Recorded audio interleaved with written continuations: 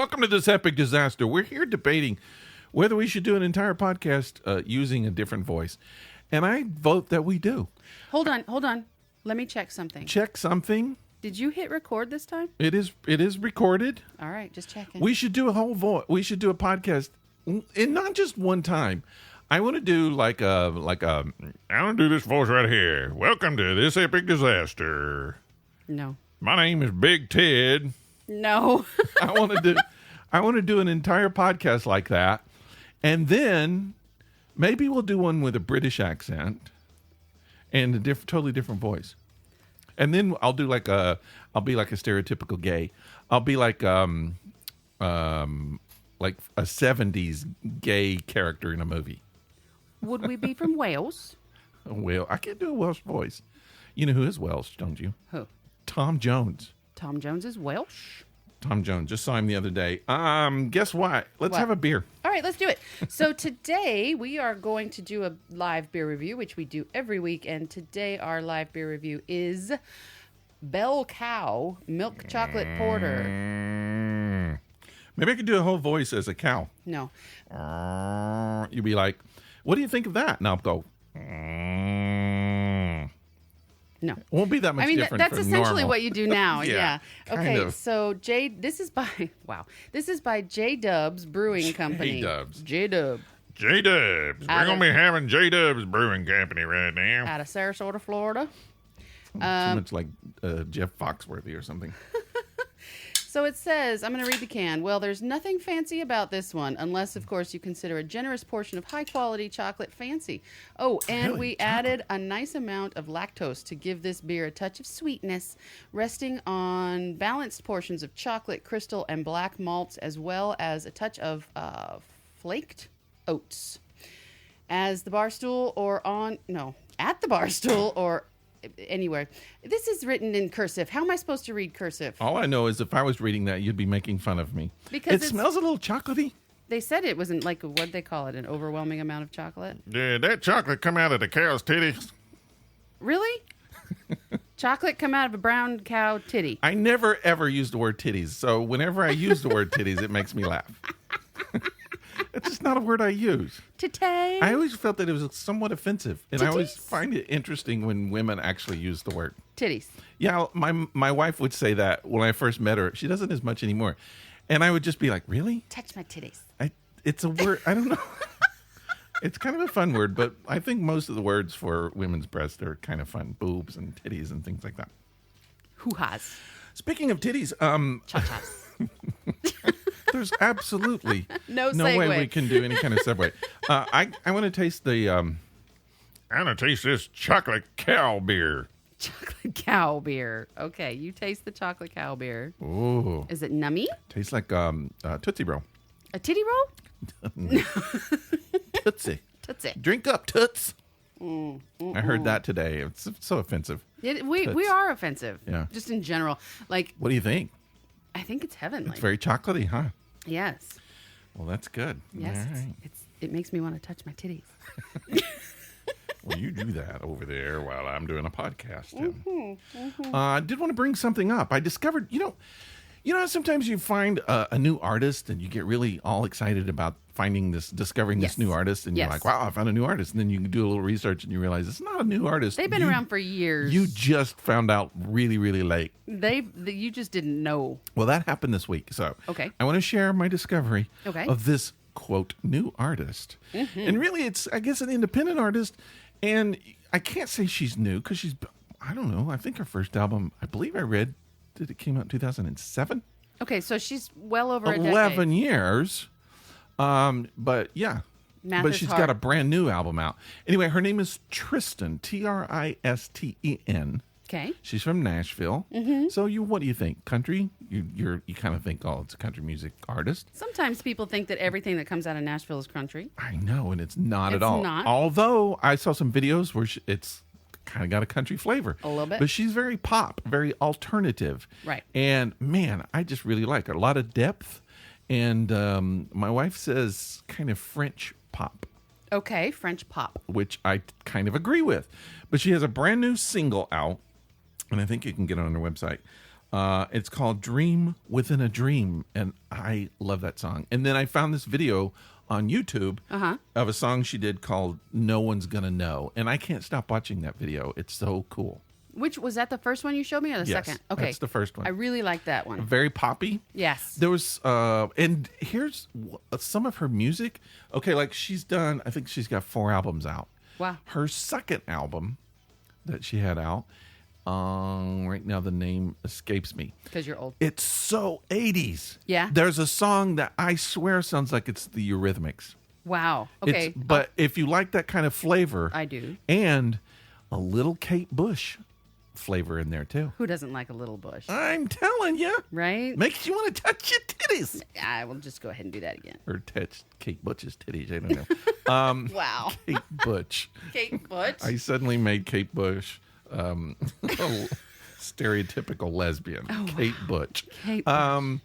But anyway, yeah, check into Tristan. Okay. Her real name is, I wrote it down, and I can't hardly say, I don't know if I'm saying her last name right.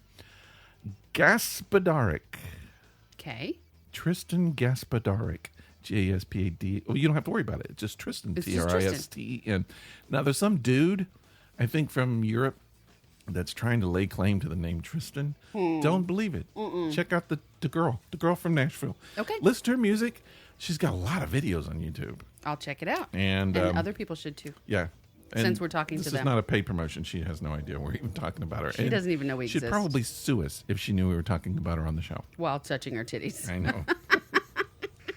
All right. Should we do some Would You Rather? Yeah, let's do it. Let's Would You Rather. And I'm going to do a little bit of Would You Rather right now on this show. And while we're drinking our chocolate Cow Titty beer. What on earth is wrong with you? I don't know. You've had way too much caffeine today. All right, I'm going to go first. So I'd like you to ask me a purple question, please. A purple question? Oh. Yes, purple question. Purple question. All right. We're going to be sued. Here we go. Yes. Would you rather eat a 12-ounce jar of molasses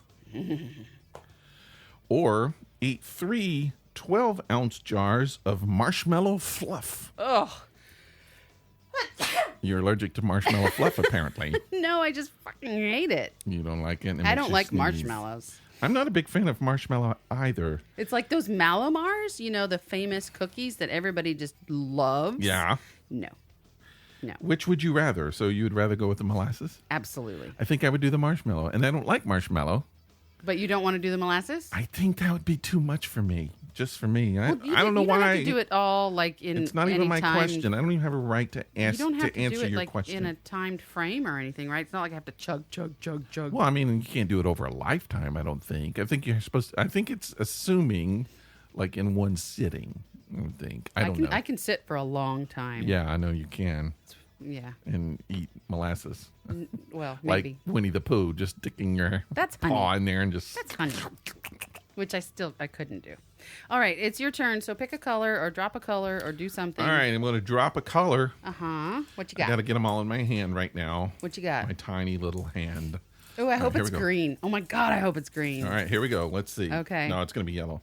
It's yellow. I which told is you. random. So would you rather have to try Here, to... I just want to say, What? You could have read the green question. I would not have known. How am I supposed to know? Wow. I guess my honesty just got a hold of me. I know. there. I'm just saying. All right. So right. what I meant to say was, Uh-huh. would you rather have to try to protect your house from a rapidly rising river with sandbags Okay. or protect it from a rapidly approaching fire by hosing it down? Ooh. Geez, I don't even know. I mean, which do you think you could do better? Because sandbags requires a lot of heavy lifting and shifting. Yeah, I would need neighbors for that. But then again, so would that. But hosing, you have to get around the house quick. And I really don't have a big hose. That's true. I don't know that I could. I don't know that I've got the kind of hose that it takes to moisten my house. I will say that I've seen your hose, and it's an adequate hose. Well, I could I could maybe get a hose extension. I don't know. Honestly, I don't know. I don't think either one would matter. That's my problem. I feel like both attempts would be futile. I think that even with Sandbagging. Uh-huh. That sounds dirty. It is. I want to do some sandbagging. Especially when it gets wet. Yeah. I feel like the river's still going to take the house. You're still going to get a flood. Yep. And I feel like even, I don't know, maybe I feel like a slight chance with hosing on the house, but I don't think I think people in California would tell you that ain't going to do any good. Right. I think either way, Just get the hell out. if you hose Just the hope house, you have insurance. or if the river comes, either way, things are going to get a bit moist. Yeah. Damp, moist. Yeah. All right, there you go. Would you rather for another week? Would you rather is done. Speaking of week, how was your week? Did you have a good week? Did you do anything good? Did you do anything fun for the week? For the entire week? What did you do for the week?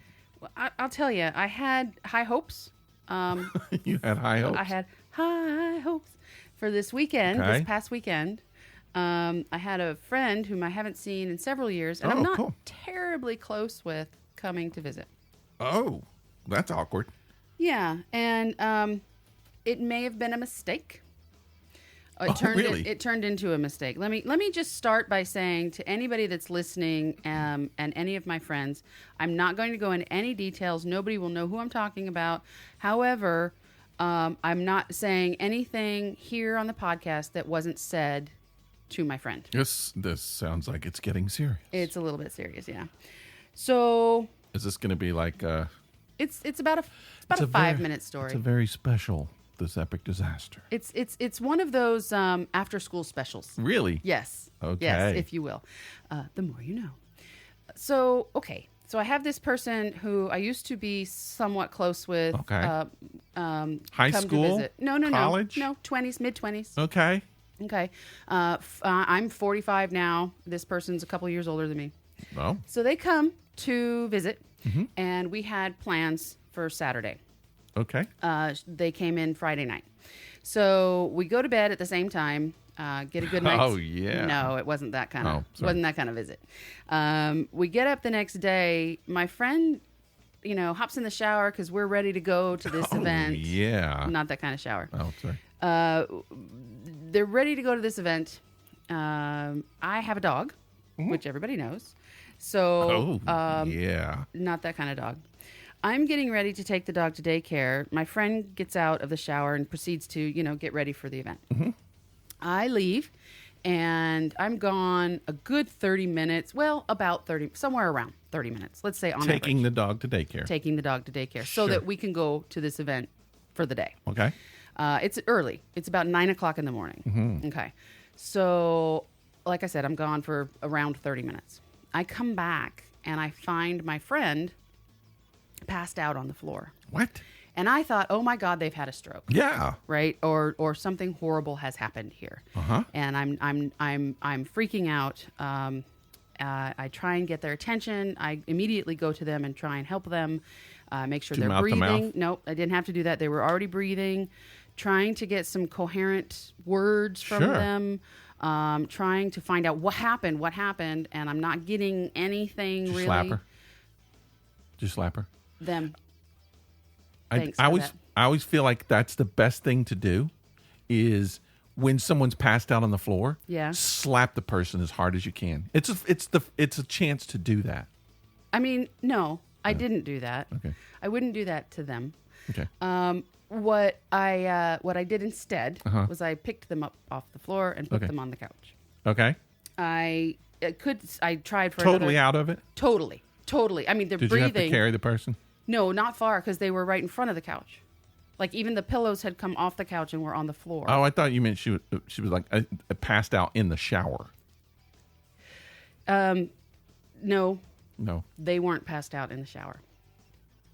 So, anyways, I got them on the couch and I couldn't figure out what was wrong. So I called the ambulance because I think they've had a stroke. Right. And as soon as I find out, that the ambulance is there, I get the ambulance upstairs. I'm trying to tell them about my friend and, what I know about my friend, which isn't a whole lot because, like I said, we haven't been terribly close. Right. They ask me if there's any history of drugs, and I say, not that I'm aware of. Right. But we go ahead and we dig through the garbage a little bit to see if there's any paraphernalia. We look in the toilet to see if there's anything in there. I just kind of rifle a little bit through the top of their suitcase to see if there's anything, obvious, like needles or anything like that. Can't find anything. During this whole time, the ambulance drivers, EMTs, whomever are evaluating her. And when they get around to coming back to me, they're like, I think they're just drunk. I think. Could you not smell it? I couldn't smell anything. So finally, I'm like, okay, and I'm noticing over on the countertop this bottle of vodka that I had in my house. It's a handle, which is 2/5. Okay. Okay. So I have a handle of vodka on the countertop, and it is half gone. Okay. Half gone. That means an entire fifth is gone. Now, mind you, when they So arrived, it wasn't gone when you left to take the dog. It wasn't even where it was when I Right. left to take the dog. I had put it up Oh. before we went to bed. And I know that we both had 3 drinks the night that they arrived, and we got catching up a little bit before we went to bed, and that was a brand new bottle. So 3 drinks, you're talking a total of, let's say I made strong drinks, you're talking a total of 12 shots, maybe, but I don't even make my drinks 2 shots each. I just don't. So that's not even a whole fifth right there. Anyways. So someone got out of the shower. Yeah. Had a vodka binge. Apparently. Passed out on the floor in 30 minutes that it took you to take your dog Right. to the dog place. I was still not sure, and I was still going for this whole benefit of the doubt thing. But I didn't go to the hospital because I had a pretty good idea. Yeah. And I said, take, the phone, take the ID, and take them to the hospital, and let's see what we can do. Right. I Just to make sure that it's not a medical thing. Right, exactly, Yeah. exactly. So I call a couple of times. All they can say is that this person is there. They're being evaluated. Right. Finally, around 1:30, maybe even 2 o'clock, I call and they say, yes, this person is here and they're stable. Okay. Okay. So that's good news, right? Yeah. So at that point, I try texting my friend because I sent their phone with them. No answer. And I assume if this person was just drunk, they're probably just passed out. So I let it go for a couple hours. And then I try again. I text, no answer. And then I get a text, not in response to the text that I've sent, but a text that says they're discharging me. And then I say, okay, can you tell me what the problem was? Right? And they say they don't respond. So I wait, and I don't head to the hospital or anything. It's 5 minutes away from my house. And I wait, and then they come back and say, okay, they're handing me the paperwork. Or no, I texted back. I'm like, all right, when can you leave? And they say now, they're sending me the paperwork. And so I come back with, please tell me what the problem was. And they come back with the words alcohol intoxication. And I kind of went off. Yeah. I was angry. I was very angry. I haven't seen this person in 6 years. And they choose this time to just go on just chug a bunch of vodka. So I just think, okay, wow. So I'm like, and I just gotten done telling this person the night before about an experience in which somebody did this to me or something similar to me, and how angry it made me and how upset I was. So I'm like, right after I tell you this is the choice that you make. Yeah. This is the choice that you decide to do while I'm gone for 30 minutes. I didn't even know it was possible to get blackout drunk in 30 minutes. I didn't know that either. I didn't. still I don't honestly believe it. didn't. Well, I tell you, I believe it now because I got angry. This person finally called me and said, hey, they're literally kicking me out of the hospital. Come and get me. And I said, well, how about no? I said, book yourself a hotel, And- Uber your ass over there, and I will bring you your stuff. And don't ever come to my house again. Thank you. Unfortunately, I still had this person's wallet and stuff with the credit cards because I'm not going to send that, with an unconscious person. So I did eventually break down and go and pick this person up and take them directly to a hotel. And yeah, I don't think this person even realized that an ambulance had taken them to the hospital. Do they now know? They Did thought you that tell them? no. They'll find out when they get the bill. Oh, wow. Okay. Yeah, no, nope. No. So I haven't spoken to them since I dropped them off at the hotel. Wow. Now, that's I was so stressed out all day Saturday, and I was so upset, and I was having heart palpitations, I was shaking, I was just angry and upset and scared and all these things, and then just to come to find out it was just because this person decided to, I don't know, just chug a bunch of vodka. Who does that? So I'm at work the next day, and I'm asking a couple of my friends, close people that I talk to regularly, I'm trying to make heads or tails of this and get some kind of, clarity or other opinions on the matter. And the people that I spoke to said basically, I'll tell you who does that. People who have a serious, serious issue Yes. Going on in their lives does that. And I just thought, wow, I mean, you're right. I get that. But I don't want it in my life. Was there any mention of anything before that? Were you aware of some kind of something going on in the person's life? No. This So, person just big got surprise. a great new job, moved to a new place, is making twice as much money as I do. Has had a good I mean, I don't even, then again, I don't know that much about this person because we're not that close other than social media. All right. Let me do what you do. I'll play devil's advocate a little bit. Please. Here. Please. You said you knew this person back from your old days? Yeah, like mid-20s to early 30s. Now, you used to be a party person. You were known for being a bit of a party person. You've told us some of your Sure. party things going on. Is it possible that this person believed, man, Cheri is such a party person. When I get there, we're going to party heavy. I can't wait. We're going to be doing a lot of partying. And then showed up and started partying thinking that you were that person still. I'm going to say no, because we do follow each other on social media. Uh-huh. And I haven't put any of that out there in a while. Mm-hmm. It's been a decade. People grow up. Yeah. And even if I were still partying hard, and now mind you, please understand that I am not better than anybody that has too many drinks when they're out for a night of getting together and having friends and stuff. I am that person sometimes. I'm not saying I'm not. Sure. That's over the course of an evening. Yeah. This was 30 minutes while I was going to take the dog to daycare so that we could go out for the day to an event. Something you had planned. Right. Something we had purchased tickets for, or I had purchased tickets for. Something that was going to take the entirety of the day. So I don't understand it. I still don't understand it. And part of me thinks, was this person trying to hurt themselves? Yeah. All right. So at this point, what do you want? Do you want some advice? Are you looking for advice? I am not. I've made up my mind. What did you make up? What did you decide? I've decided that based on the past 10 years of our contact, that this person hasn't been a friend thus far for that 10 years. And based on their behavior while they were here, I'm not interested in a friendship.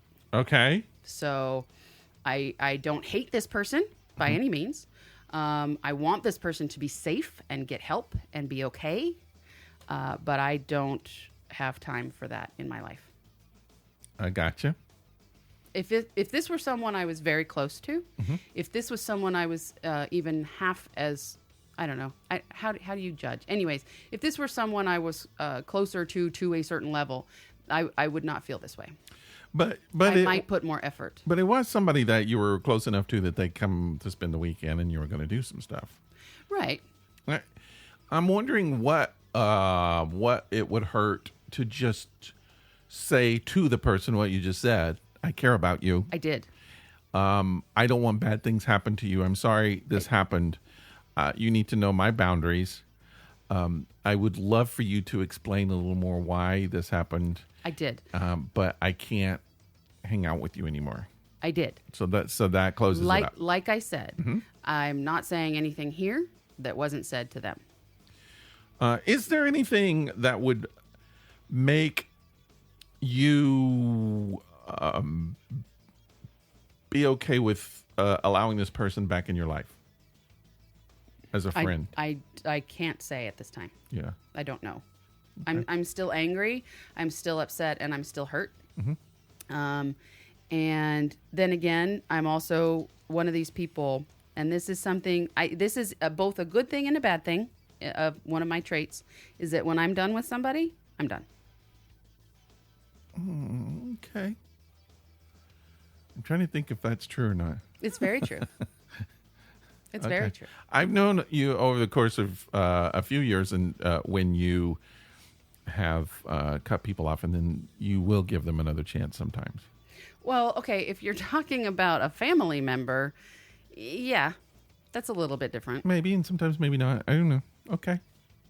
I'm not doubting you. Sure. Okay. I mean, I've been in that situation. I think maybe a lot of the listeners have been in that situation. I've been in the situation, and I'm not going to go into detail, where someone I know has been passed out drunk naked on the floor. Just what you were talking about. Right. And it's scary. It is, it's confusing. It's, so many thoughts go into your head that you're not prepared for. I mean, most people aren't prepared unless you're in a long-term relationship where this happens on a regular basis to just see someone passed out on the floor naked. Right. And then when you realize, oh, this is substance that caused them to do that, there's so many things that go on in your head. But ultimately, you have to come to a point where you just go, I have to protect myself. This is not something I want in my life. Right. I care for this person, but they're going to have to get their help before I will even consider allowing them to get back into my life. Exactly. So I think I understand. I get it. I understand. Yeah, and as people that I was talking to about this at work were saying, well, this person is obviously going through something very heavy, et cetera, et cetera.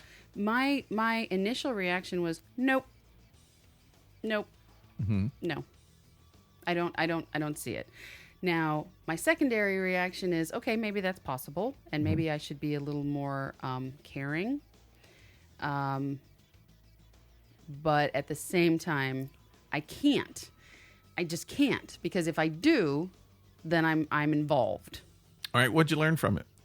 What are you going to take from it? What are you going to carry for the rest of your life about it?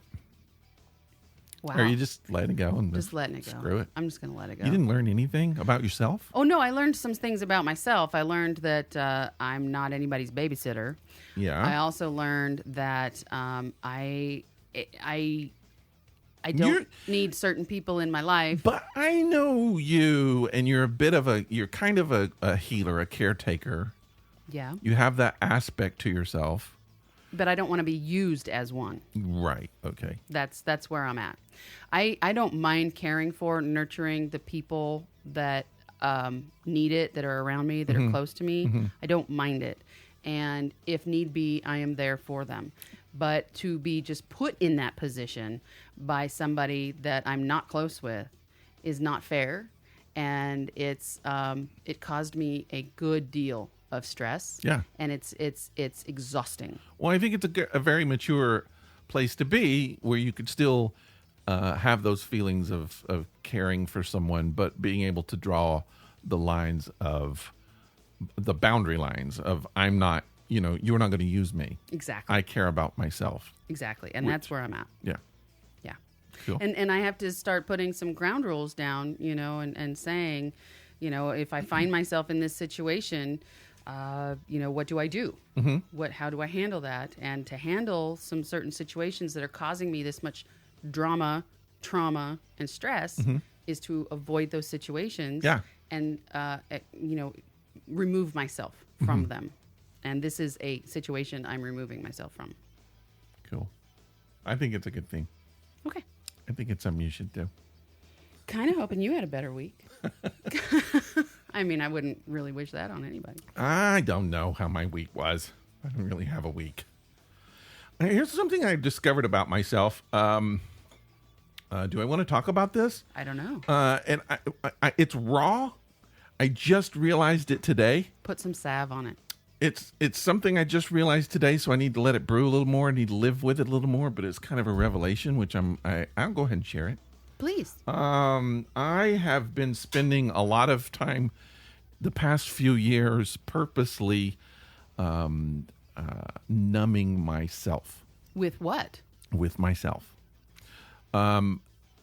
Blocking certain feelings, certain fears, and thinking that that's how I was going to handle certain things. And I realized today that it was having other impacts in my life, specifically in eating. Okay. Causing me to overeat or rely more on food. And in doing that, causing myself to not be in touch with my body and listening to my body on how I should be handling food, health, other things, because I've been purposely shutting my mind down, right, to not deal with other parts of my life. Okay. And I'm purposely being a little ambiguous because no, it's fine. I don't want to go into the details yet because I haven't formulated all of this. This is just something I've discovered today. But the fact that I've actually been numbing myself to feelings in my life is a bit uncomfortable and rather startling. So it's something I need to spend some time dealing with. Okay. It makes no sense. It makes sense to me. It makes perfect sense. It makes sense to me.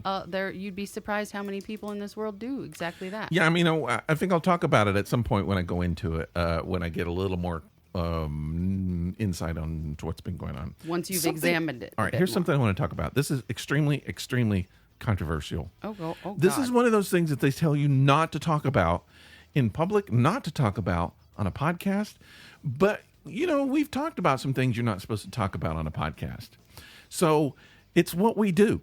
We talk about shit that other people don't talk about. Sometimes. And I want to do it. I'm ready to do it. I want to talk about this. All right. Go. Here's Shoot. the deal. This is going to be very controversial. Do it. And I'm going to say that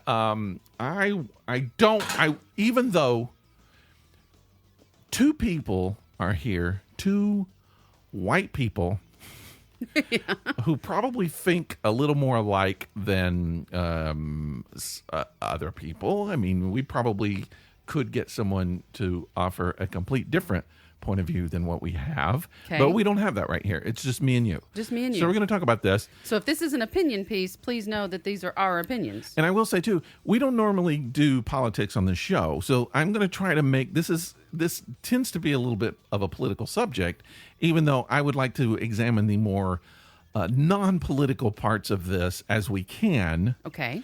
And I just say, listen to it. You don't have to agree with what we say. Not everybody does. In fact, I would love, as we're talking this, I would love for people to write in and tell us their opinion on this. Okay. And we will discuss that or read their opinion on the air. Sure. So what I want to talk about, as you probably, and a lot of people in the country know, Georgia, the state of Georgia, just introduced a law. I don't know that the law has been passed. Maybe it's been passed. Which they call the heartbeat law. The heartbeat bill. Yeah, and so what this is supposed to be is that abortions are not allowed after a heartbeat is detected in a fetus. Correct. Okay. And that's at about 6 weeks. Right. And then other states are kind of picking this up. Well, too. we weren't, or I say we, Georgia wasn't the first. Right. But across the country, there are laws being presented and being approved for further, going further and whatnot in order to become law, to be put into legislation, and to basically they're being more and more extreme. I think the ultimate goal is to get it in front of the Supreme Court. Totally, that's what it. I mean, I've heard one of the Georgia legislators say specifically that. That's why they're doing it. Right, so that they can overturn Roe versus Wade. I want to try to avoid that. Okay, let's try to avoid that. I want to look a little bit at science stuff, and I have some questions. I want to see if you will answer for me. I want to start by talking very personal, a personal experience. I'm going to talk about my personal experience. This is something that I've never mentioned in public. Okay. I've rarely mentioned in private. Maybe 3 people my whole life have I ever mentioned this. Okay. I grew up, as you know, Southern Baptist, very Yes. conservative. Yes. Used to be Republican, used to be fairly conservative Republican. Mm-hmm. And Wow. evangelical Christian, Southern Baptist, went to college to be a minister, all of that kind of stuff. When I was a young man, I will, and I have no problem saying it, I was a virgin until almost the age of 24. Right. I knew that. What, are we letting that sink in? Yeah, just saying it sounds weird. My thought at the time was I wasn't going to do the nasty until I got married. Why is it nasty? It's not nasty. The way I do it is. Oh, wow. You damn big old chocolate titties. Oh, my anyway, God. Oh, my God. Wow. Yeah. That's the beer talking. No, that's why I was a virgin until I was 24. I'm just letting you know. So early in my life, I met someone, dated for a while, and did the nasty. Mm-hmm. And this was before I was married. Right.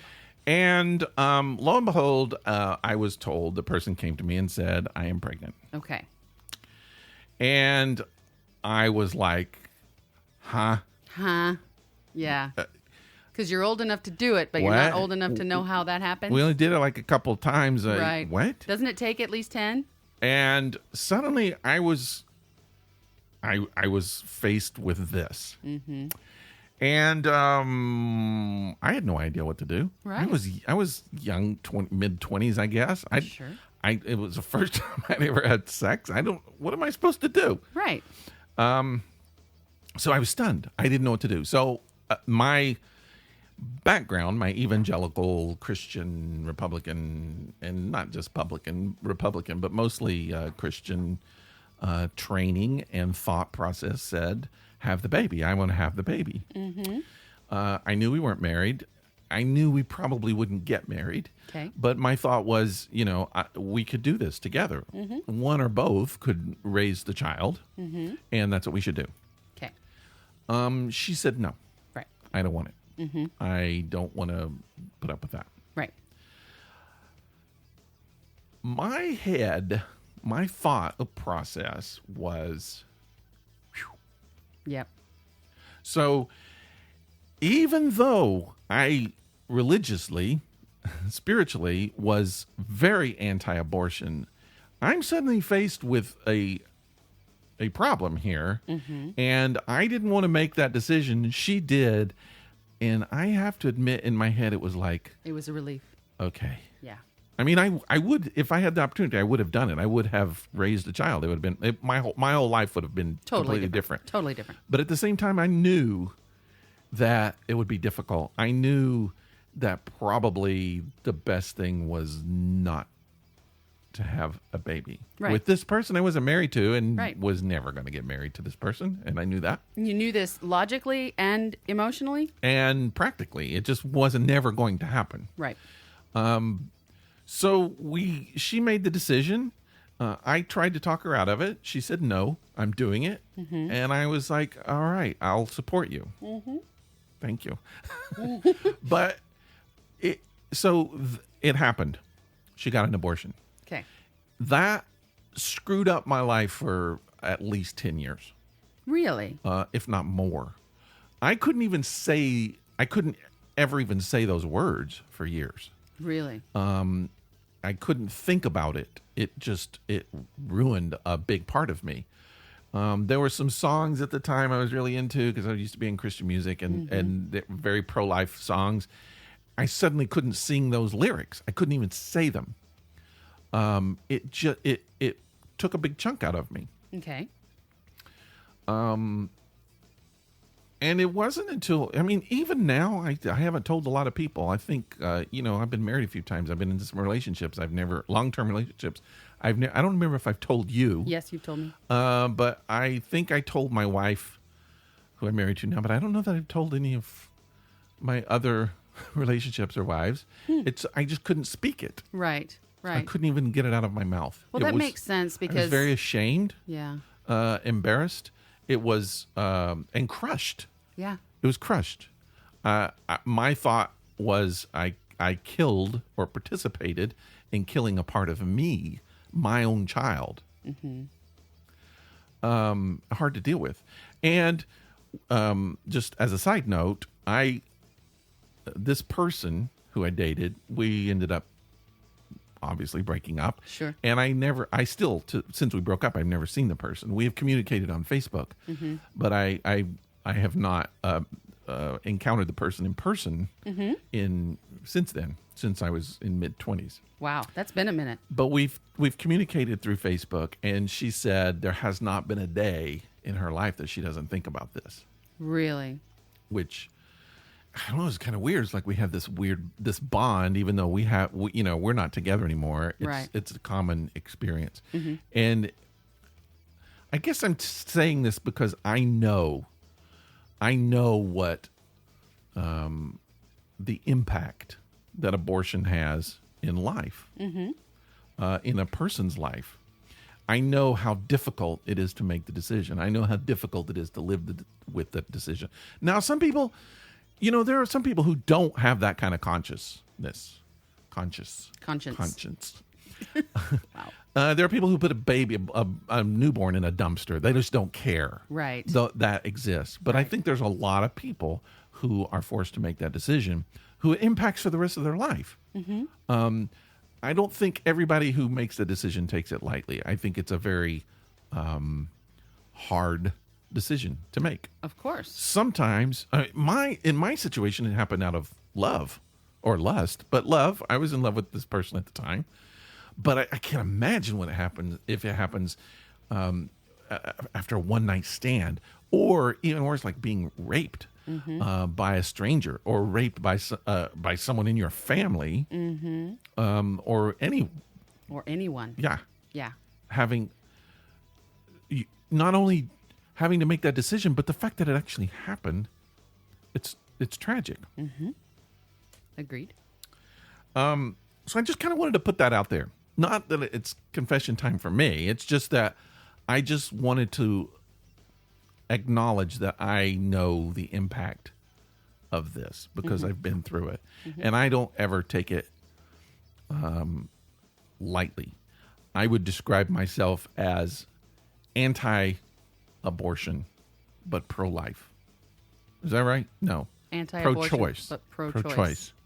I am not for abortion, but I also believe in choice. I believe that a woman should be able to choose what happens to her body and with her body.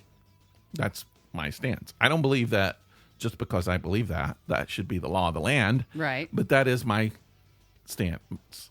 So okay. I'm admitting that while we get into this conversation. Okay. All right. So when I first heard about the heartbeat bill, the heartbeat law, my question was, doesn't heart cells, if you put them in a dish, don't they beat? I think so. They do. It's science. If you just take heart cells and put them under, haven't you ever seen, like, you take heart cells and put them on a slide under a microscope and look at them, they're beating. Okay. It's what heart cells do. Okay. And I even saw it today. A doctor said heart cells will beat in a petri dish. So just because a heart is beating or heart cells are beating doesn't mean there's life. Right. Or doesn't mean that should be considered the beginning of life. Well, it's not a life that can maintain life without the body it's incubating in. At that point, it's just not. And I guess the question is, what point could that happen? Right. And I think that's why a whole lot of doctors oppose this Georgia bill, because the heartbeat should not be the gauge for when life begins. Correct. And so the question is always, when does life begin? Does it begin at conception? There are people that believe that. Why is that? Why should life be conception? I'm not sure. Because here's my thing. Here's what I wonder. Okay. Life is a two-part thing, right? Okay. So you got the egg. You got the little spermie over here. Why is the spermie cute and the egg is just egg? It just sits there. Spermie does all the work. Little whippy tail, bunches of them, all trying to get to the egg. Okay. And the egg's like, come on, get the boys. I don't know. But here's the thing. Okay. Let's say let's say I shoot sperm into you, Okay. which I don't do anymore. Not anymore. And then I'm done. Right. I'm watching Matlock, and you're laying there. Those spermies, which came from my body, are now in your body. Right. They're moving. Yep. They're grooving. Yep. They're heading for the egg. Yep. No longer attached to me, Nope. but still living. Yep. Still moving. Yep. Still have a goal in their mind. They don't have a mind, but yes. Well, you don't know that they don't have a mind. They've got a goal. They have a life. They have a, quote, intelligence, which tells them to go for that egg.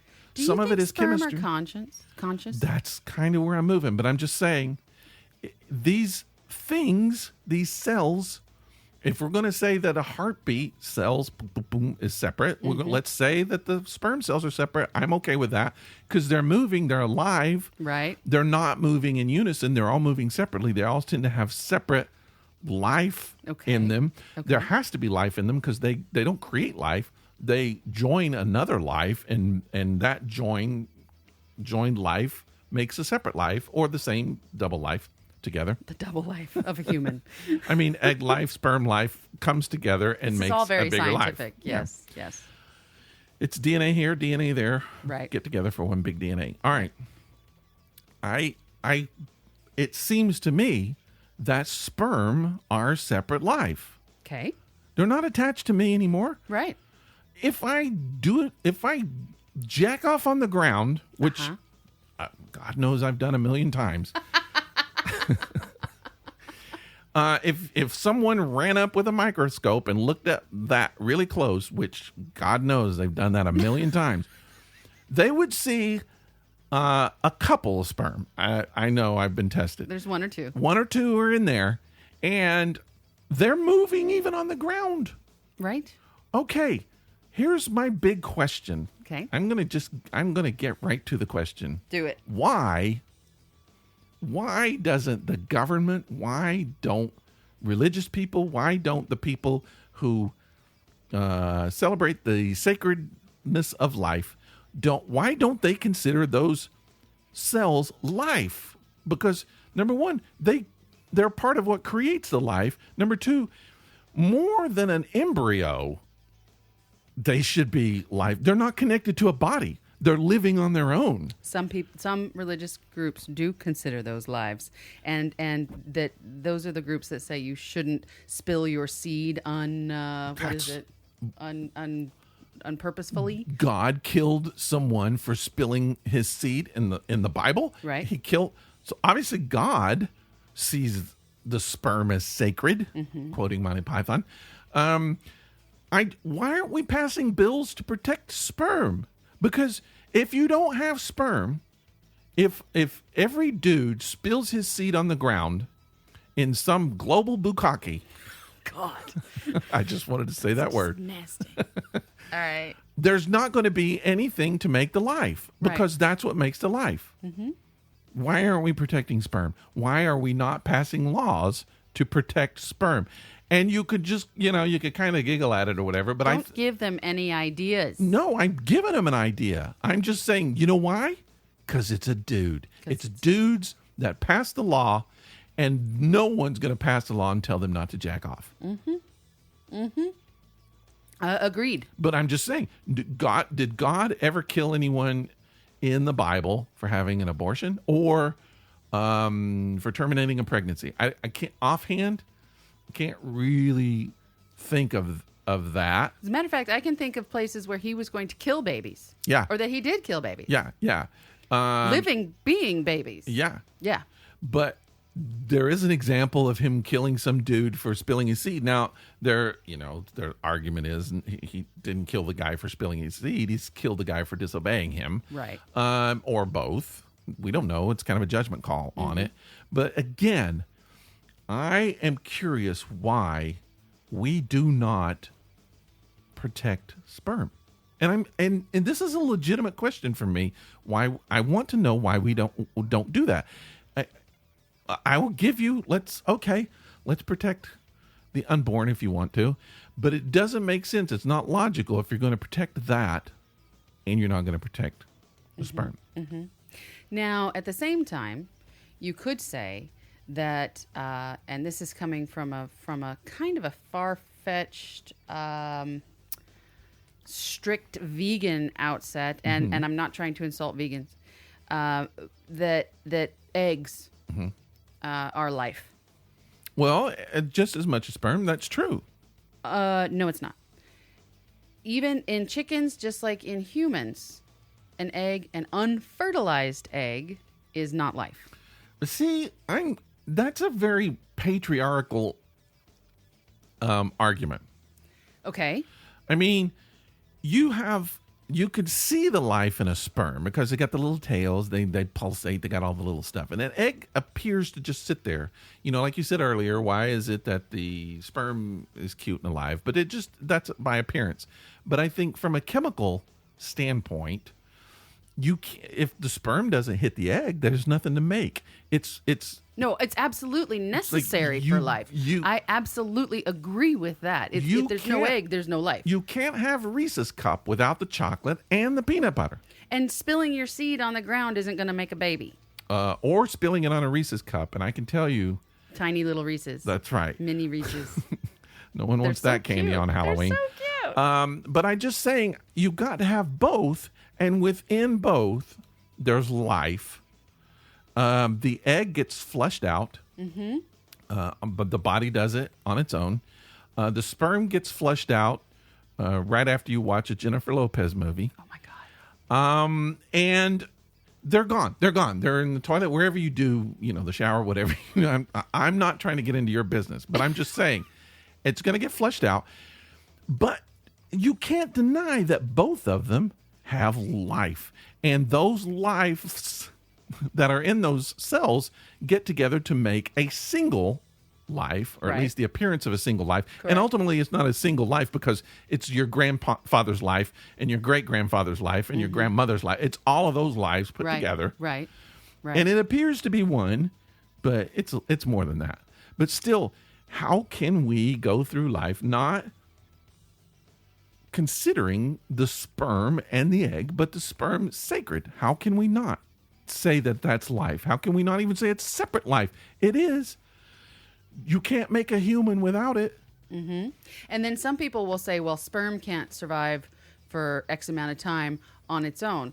But I then bring the question and say, you know what? There are, unfortunately, wanted babies that are brought into this world, human babies, that ultimately cannot survive on their own for any length of time either, and due to some genetic disorder or some defect in their birth. And up to a certain point, an embryo can't survive on its own. No, no, I agree. It is a part of a mother's body, right? And to the point where almost like an organ. I mean, it can't function on its own. It has to have the mother, and therefore, during that time, now this is my opinion, during that time, that's when a mother should be allowed to say, I don't want it to be a part of my body. Agreed. All right? So I just feel like, again, I'm just saying from a personal standpoint, right? This is when I think that makes sense. Yes. Because, and I feel like sometimes we, just from an emotional standpoint, we don't know that an embryo has any kind of consciousness. You can't ask it. Thought process, awareness. We don't know. We have no idea. I don't remember being in the womb. I don't remember that. So, I mean, I don't know that I can, or that it is possible. I don't know if you know that you're being unattached to the mother. I don't know if that's possible to know that. That's one of those things where it's just like, who knows? Right, I don't know. Right. But it does bug me. And I don't think it's something anybody will ever take serious when you start talking about protecting sperm, and why aren't we putting the same laws onto sperm cells as we're putting onto the joining of sperm and egg? I mean, why is that not sacred? I just don't get it. Right. I also feel like that a couple things. again, these are my opinions. I feel like nature, and you could say God, or both, will abort a fetus on its own. Yeah, it's called a miscarriage.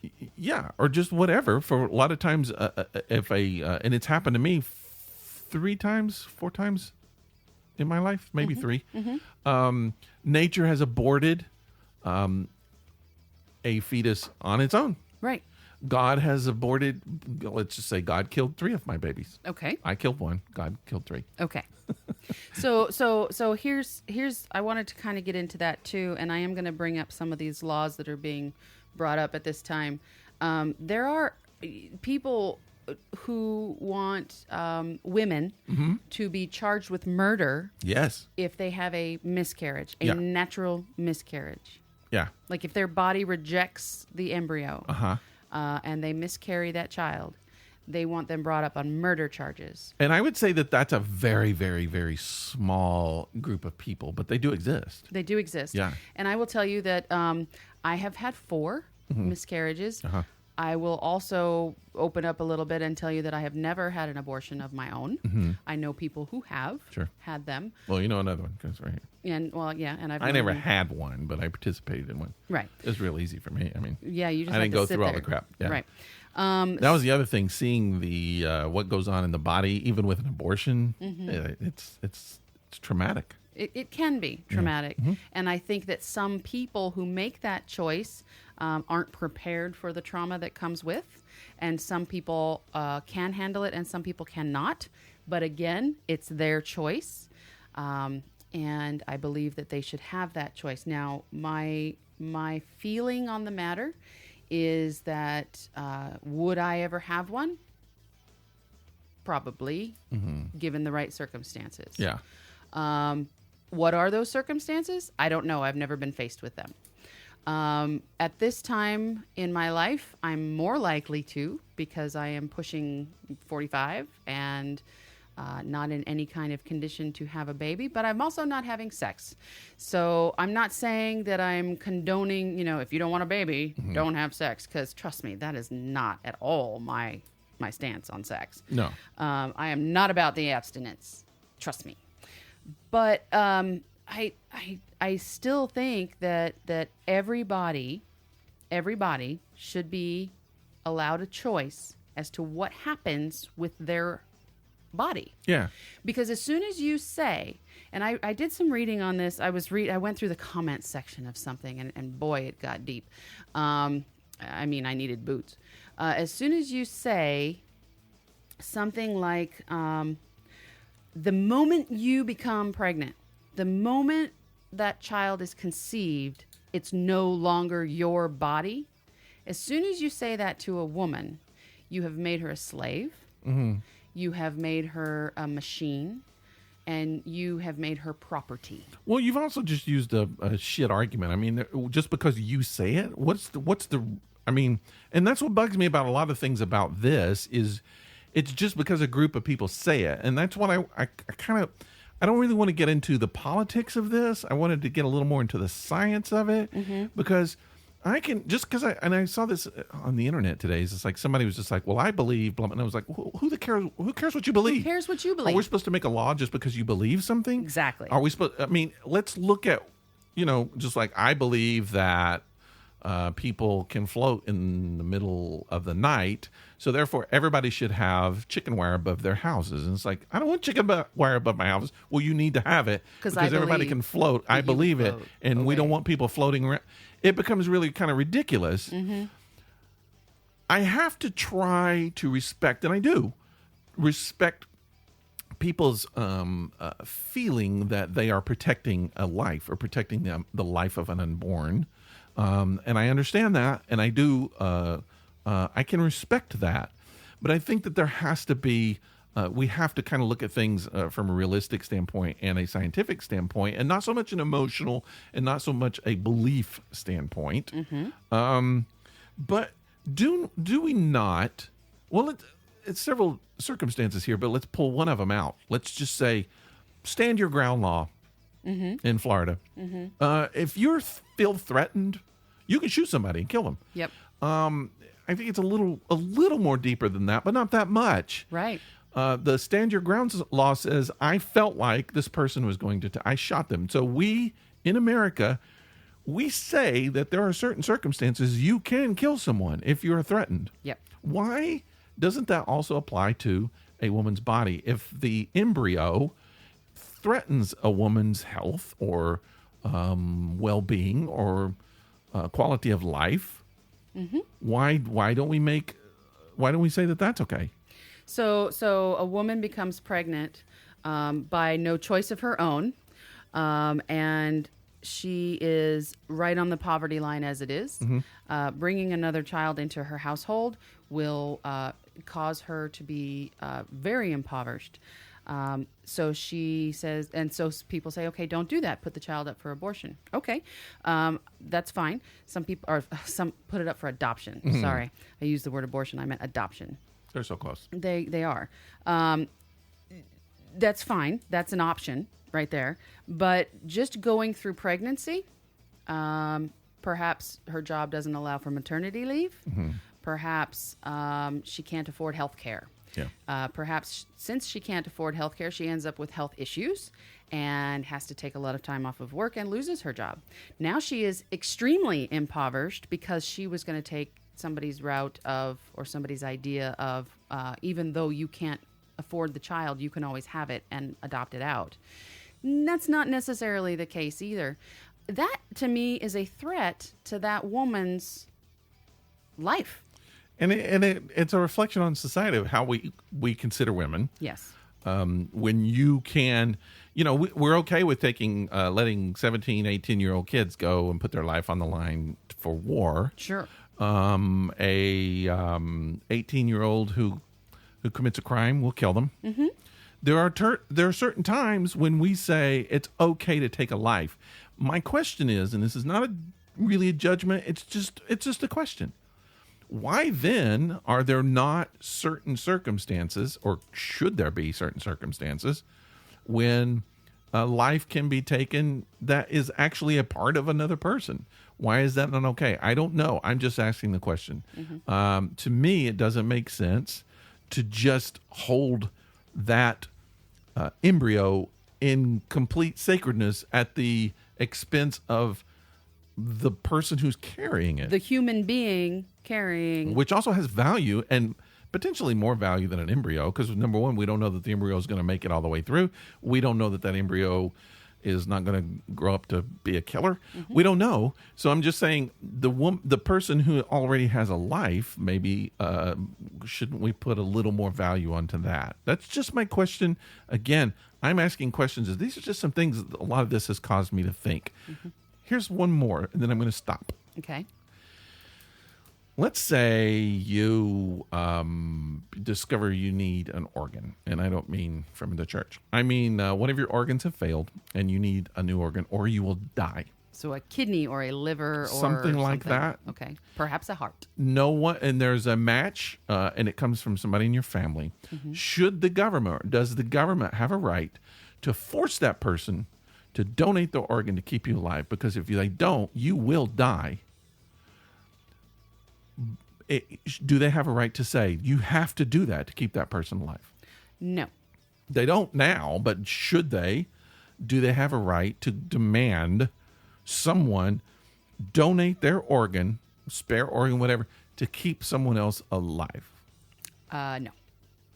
I don't think that should be a thing. But then again, I also don't think that they should demand a woman basically donate her uterus to keep a life alive. I mean, we don't do that. It's scary to think that could even be the thing. But sometimes I think, wow, if we are putting that kind of sacredness on life, and on certain lives too, we don't do it on all lives, but on certain lives, is that something that could happen in the future? I don't know. Maybe it could. Maybe it couldn't. It's scary to think of a government that could do that, or a government who would do that. But who's to say 300 years from now that's not where we end up? Exactly. I mean, I don't know. Exactly. Because if you think about it right now, you're asking a woman, a biological woman, to who becomes pregnant for whatever reason. You're asking her to donate her body as an incubator, mind you, for a limited amount of time. they're trying to make it so that they're telling her that she has to. So when that child, that she has now come to bear, when that child needs an organ, are you going to make the mother then donate her organ, like you said, to keep that child alive? Because you just did. Are you going to do it again? And let's say the match decides, no, I don't want to do that, and then the person dies. Do they turn around and charge that person with murder? They could have stopped the death, and they didn't. They didn't force the person to take the organ. Again, these are philosophical questions that have come up to me. I'm just thinking about. See, I'm a white man. I don't have to worry about any of this stuff. Well, you did. You did. I didn't really. I just kind of hung around while the person did all the work. I got mental anguish from it. I got life anguish from it. But I'm just saying, these are laws that don't affect me. You take away my masturbation, you will take away my masturbation when you can pry it from my cold, dead hands. Wow. But I'm just saying, these laws don't particularly affect me directly, but it causes me to think. And I'm lucky I'm not you. I'm lucky I'm not minority, a poor minority. I don't have to worry about these things, but I'm a thinker. I like to think about things. I like to put myself into a situation. I like to ask what if. I like to ask why. And so here's what I want to do. Give it to us. Listeners, tell us what you think. I know there are people out there who listen to our show that are probably what you would call pro-life. I know there are people who are pro-choice. And some of you, I know why you're like that. I know the path that you went along. Not all, but some I do. I think a lot of religious people are probably going to be a little more, quote, pro-life, but not straight across the board. So tell us your story. Why do you believe what you believe? Yeah. I want to know. Same. I want to know. I'm looking for answers of why. And I want to be serious. We joke around, but why don't we consider sperm a sacred life, a sacred separate life when it's apart from the body? Why don't we? Why is it you can kill some people, other people you can't kill, but yet we can't ever kill an embryo? Why is that? We make exceptions. What is it? Because I tend to think that behind it is politics. Because I know there's a group of people who actually believe it. Good for them. That's those people. And then there are people who think I can have a long-term job in the government if I please these people and I do what they do and get them to vote for me. Those are those people. Those guys are evil bastards, right? In my book, right? Because I think they'll if you believe that you had to sacrifice a goat in order to do something, they would make sure that gets done. That's just those guys, and those they would believe it in air quotes too. Yeah. So they have no belief, really. Some of those, they'll just do whatever. So, but I want to know the people who really believe. I want to know why you believe, what you believe, and what you think should be going on. This epicdisaster@gmail.com. You can email us at that address. I would say maybe not put something on Facebook, although you can. You're welcome to. You don't want to be attacked by the masses if they don't believe what you believe, but who cares? Let's educate people. Let's say that it's okay to ask questions. It is. I'm not formulating. I do have some opinions. I do have some. I try not to believe things, right? But I do have some beliefs, and I have some opinions. I have some thoughts. I kind of think, well, maybe this makes more sense. Sure.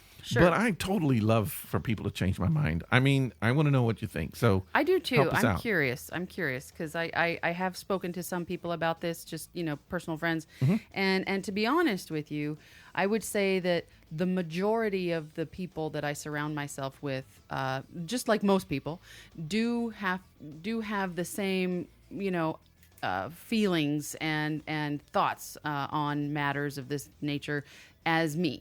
Yeah. Just like anybody will surround themselves with people, like-minded people. Right. Okay.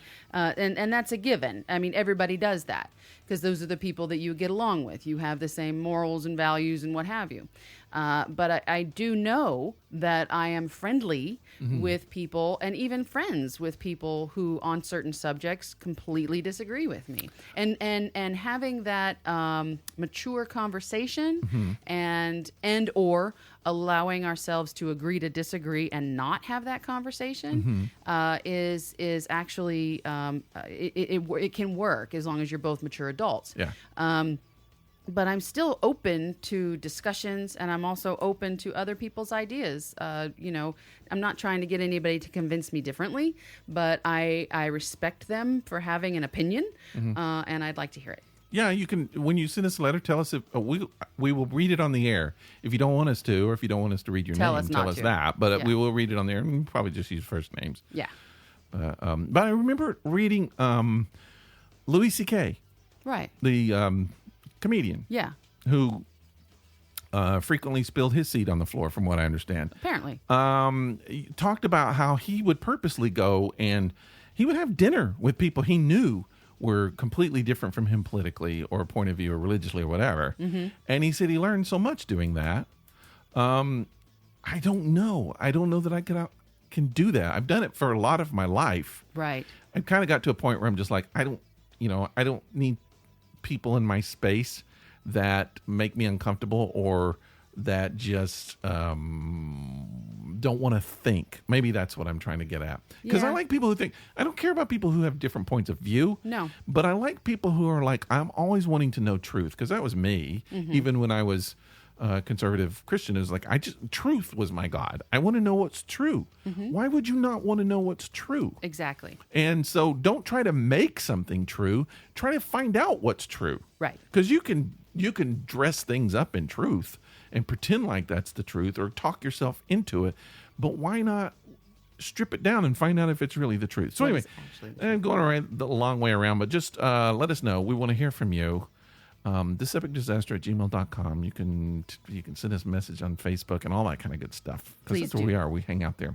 One more quick thing, and then we're going to tell you about this beer, and then we're going to stop. Okay. We want to do something for Halloween. I know it's early. We're in June, but we're really bad planners. If you listen to the Life in a Kilt podcast back in the old days, we used to have this thing called the Kilt of Horrors, where we do a Halloween storytelling thingy.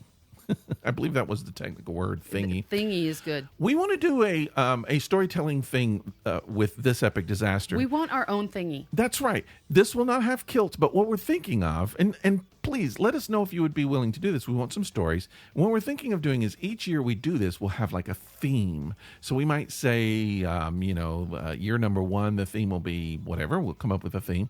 And all the stories can be anything, but somehow incorporate the theme for that year into the story. I think that might be kind of fun. That might be a lot of fun, actually.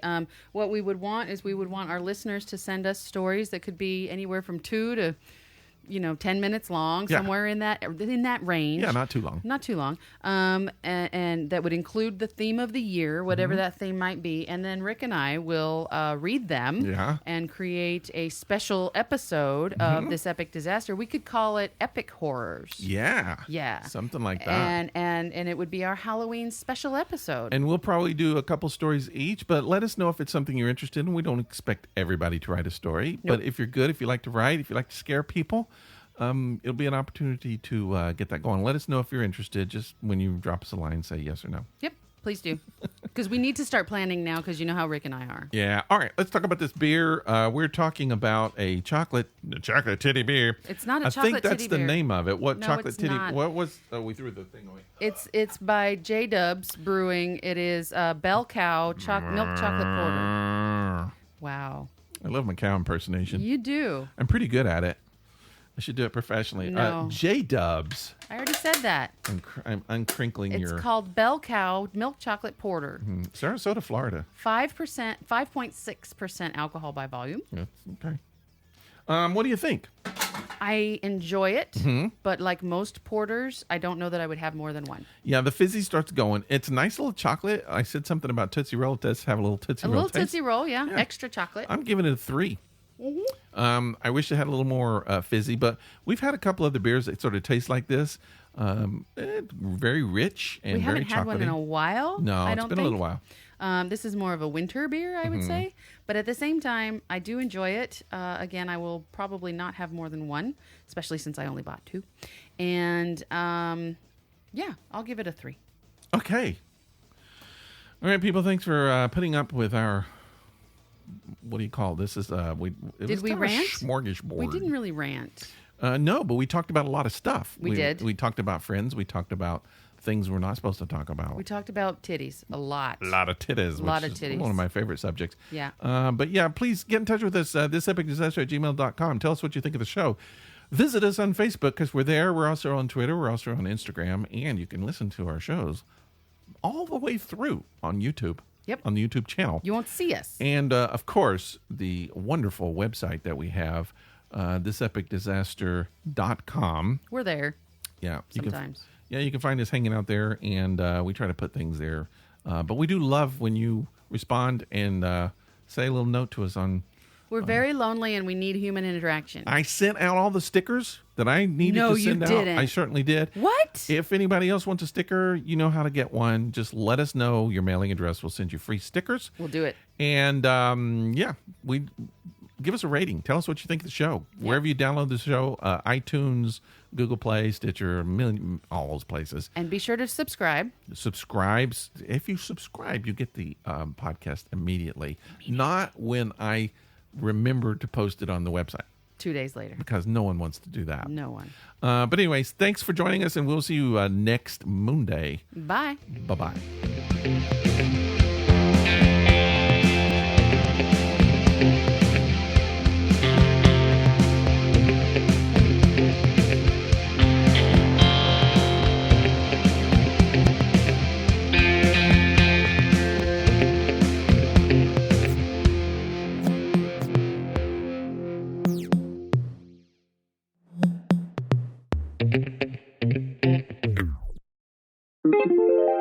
This is a Violet Jester Media podcast.